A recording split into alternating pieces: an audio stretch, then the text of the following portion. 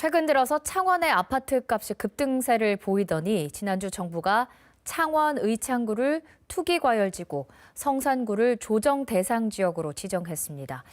오늘 이슈대담에서는 동의대 부동산대학원 강정규 원장과 함께 창원 지역 부동산 규제와 관련해서 자세히 이야기 나눠보도록 하겠습니다. 어서 오세요. 네, 안녕하십니까. 네, 반갑습니다.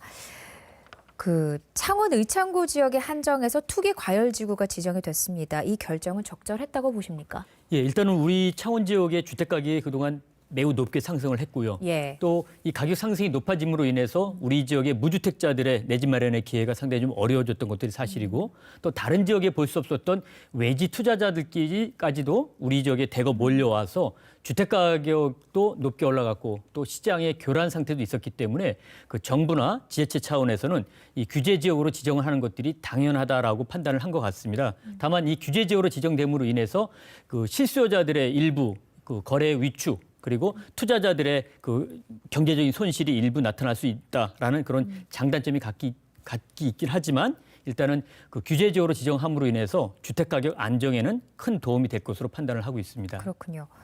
의창구는 방금 말씀드렸지만 투기 과열 지구가 됐고요. 성산구는 조정 대상 지역으로 지정이 됐습니다. 네.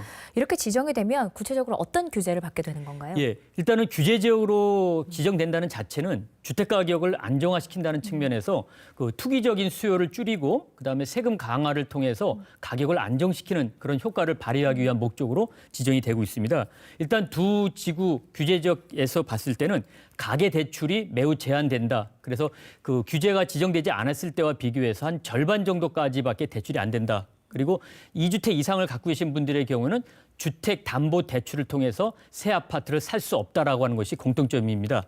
또한 이 규제 지역 중에 그 조정 대상 지역의 경우에는 그 보유세 등을 비롯해서 세금 강화가 크게 나타날 수밖에 없다라고 보여지는데, 양도소득세 세율도 높아질 뿐 아니라 또 중과도 되도록 되어져 있고요. 예. 또 보유세 중에 하나인 종합부동산세, 그리고 재산세율도 같이 높아질 수 있도록 되어져 있고, 또 취득세도 2주택 이상자의 경우에는 8%까지 납부하도록 되어져 있기 때문에 세금 강화가 그 규제 지역 중에서 조정 대상 지역에는 크게 나타난다라고 볼 수 있겠습니다. 반면에 투기 과열 지구의 경우에는요, 재건축, 재개발 조합원 등에 따른 그 조합원 지위 양도 금지, 그리고 그 조합원들 간의 그 재당첨 기간을 5년 안으로 제한함으로 인해서 투기 과열 지구 내에서 그 재건축, 재개발 주택을 조합원이 됐던 신규 분양이 됐던 두 채 이상을 일정 기간 내에 받지 못하도록 하는 규제가 포함이 되어 있었습니다.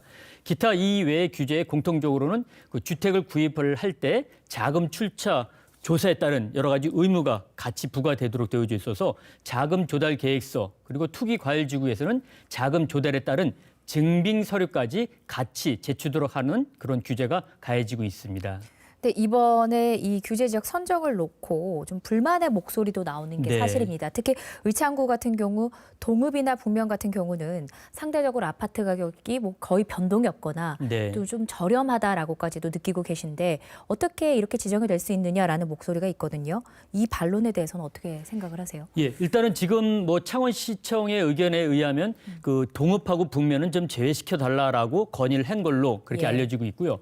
또 국토교통부에서는 그 건의가 그 인지를 하고 있었는지 또는 인지를 하지 못하고 또 풍선 효과를 염두에 두고 확대 지정했는지는 저희가 알 수는 없긴 하지만, 일단 결과적으로 그 의창구의 동읍과 북면 지역이 포함됐다라고 하는 것들은 그 동읍과 북면 지역의 가격 동향을 봤을 때 실수요자들 입장, 그리고 일부 투자자분들 입장에서는 상당히 좀 어려움이 가중되는 현실이었다라고 보여지고 있고요.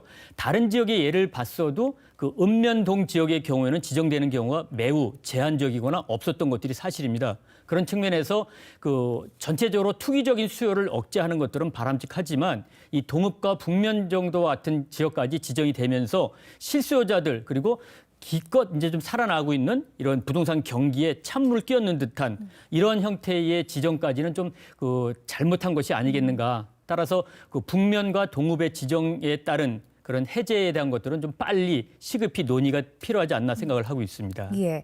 근데 창원의 이 일부 지역 아파트 값이 가격이 급등한 이유는 사실 그 투기 세력이 돈이 갈 곳을 찾지 못하다 보니까 풍선 효과로 여기에 집값도 올랐다라고 분석을 하거든요. 네. 근데 여기도 이렇게 규제를 해버리면 창원 지역도 결국엔 다른 지역 아파트 상승세를 부추기는 거 아니냐.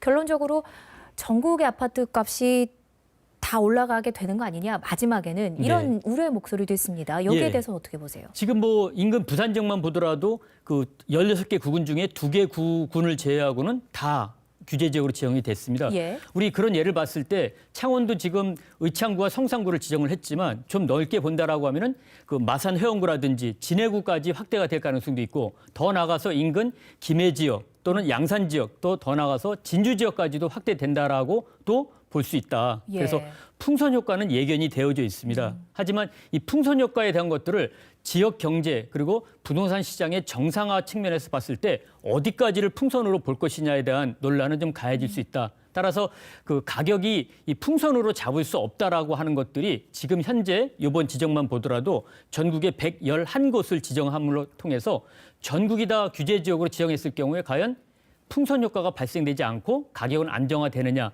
또는 그렇지 않다라고 보는 반론도 많이 있기 때문에 이 풍선 효과를 너무 염두에 두고 규제 지역을 확대하는 것들은 바람직하지 않고요. 공급을 늘린다든지 또는 여러 가지 투기적인 수요를 좀 억제함으로써 시장을 정상화 통해 가지고 가격을 안정화시키는 것이 필요하고, 공간적인 규제를 통해서 가격을 안정시킨다고 하는 것들은 최소화해야 되지 않겠나라고 생각을 하고 있습니다. 그러면 교수님께서 보시기에 이번에 규제 지역 선정이 결국에 지역주택 실수요자들에게는 도움이 될 거라고 보십니까? 예, 일단은 지금 현재로서 그 과거에 그 규제 지역으로 지정됐던 지역의 예를 봤을 때는 예. 규제 지역으로 지정되고 나서부터는 가격이 하향 안정세가 나타났던 것들은 분명히 맞습니다.